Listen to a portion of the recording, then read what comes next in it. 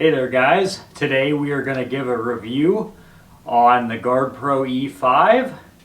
This is a trail camera that I've ran over the last few years. I have probably 45 to 50 of them in my arsenal, and it's kind of a well-kept secret. You don't see nearly as many people running this camera, and I wanted to kind of shine a light on it and bring it to everybody's attention. I got these trail cameras for $39.95 off of Amazon, and for that price tag, these have a lot of features. So we'll get into the unbiased review of the Gardepro E5. The Gardepro E5 trail camera has a sleek exterior and a pretty rugged design. It's a 48 megapixel trail camera with a 0.1 second trigger detection. It has two sensors in the front and is a no-glow trail camera. The video mode is exceptional. This camera produces some of the best results I've ever had, and for a $40 trail camera, you really can't beat it for the price. It also has a tripod mount on the bottom, and it also has one of the 12 volt jacks on the bottom as well that you can hook up into an external power supply. I never really use that route just because the battery life is already pretty good on these cameras. I usually expect anywhere from 4 to 6 months on video mode and 6 to 8 months on trail cam mode. So never really felt the need for an external power supply. Some of the basic features of the Gardepro. On the right hand side of the camera we got the battery tray, and it takes 8 AA batteries. I usually use Energizers just because I can usually get them on sale pretty good.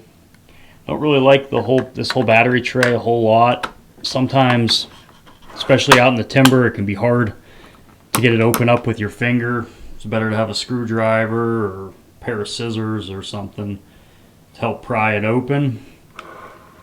But the Gardepro has a built-in LCD viewer, which is very nice.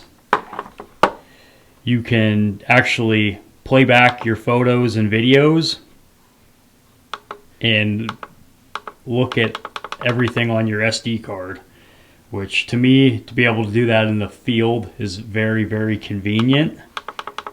You don't have to have a tablet to check your pictures on. You can literally do everything inside your trail camera. And then you have your menu, and this has all your settings, what type of mode you want it on, motion detect, time lapse, photo and video, your quality, anywhere from 2 megapixels to 24 megapixels, your burst, 1 to 5 photos, your quality. You have 720p, 1080p, and 1296p. I usually keep it at 1080p. And then your video length, format, detection delay. One thing I like to do is I keep this sensitivity on low, because I've had in the past, if you have it on anything that faces south and gets that sun exposure, it will take some false triggers. So you definitely want to turn your sensitivity on low. But I mean, this camera has a lot of perks to it. You can format your SD card right there, and when you want it to start, if you leave it on, it'll eventually count down and start up.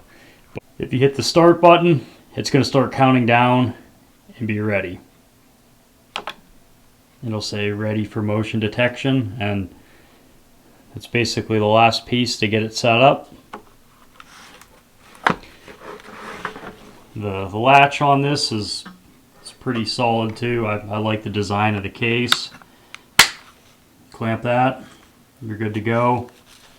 Has a pretty solid strap on it. The only thing I don't like about it is if you're running a box to keep your camera from being stolen, sometimes it can be hard to line everything up and get it tight with that back strap like that. So I really don't like that design a whole lot. But you also have a little locking mechanism in the front right there.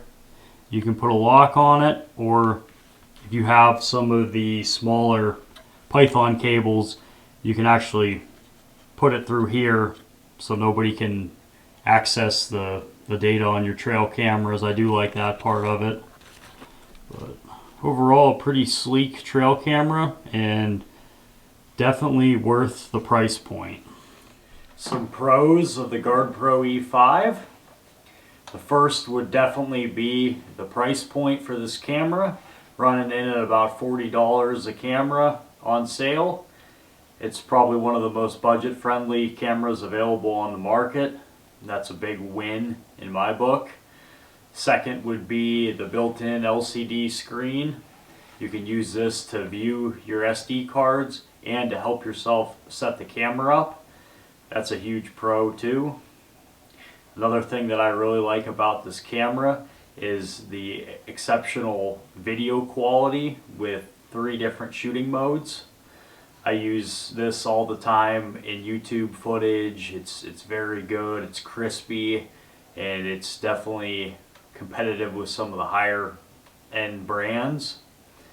Another thing that I really like about this camera would be the audio. The audio is just on a different level than some of my other cameras that I won't mention. I really like running these cameras on elk wallows, on scrape lines, food plots. I run these cameras on pretty much everything. Along with the pros, there's a couple cons as well. I mentioned previously, I really didn't like the battery tray. Sometimes it can be pretty hard to get out of there, and if you don't have a little tool like a screwdriver to get it out, it can be kind of annoying, especially in colder temperatures. Not a huge problem, but just kind of a little bit of a concern. Another thing about this camera that I don't really like a whole lot is the sensitivity on it. You want to make sure you turn that to low. I've had cameras, especially on south-facing sides, out on food plots, where you get the rising sun in the morning, or you get brush and the wind giving you false triggers. And I've had a few cameras fill up and completely eat the battery life because it was taking a ton of pictures of just moving plants and trees and leaves. So that was another thing I really didn't like about the camera. The last thing would probably be the quality control. I'd say I picked up over about 50 cameras in the past, and I'd say 2 or 3 of them right from the get-go, they would either just fill up the memory card with pictures of nothing, or I would just get a blank screen and it was pretty much a dud right out of the box.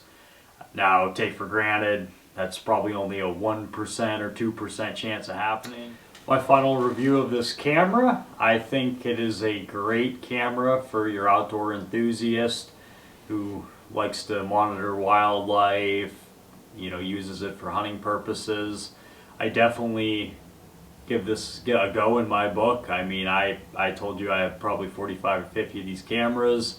A lot of them are 3 to 5 years old, so they've lasted a pretty long time. But I'm going to put a couple videos, some sample footage of what to expect out of these cameras at the end of the video. So hopefully you guys enjoyed that review, and I'm going to be trying to do a couple more reviews in the future. Thanks, guys.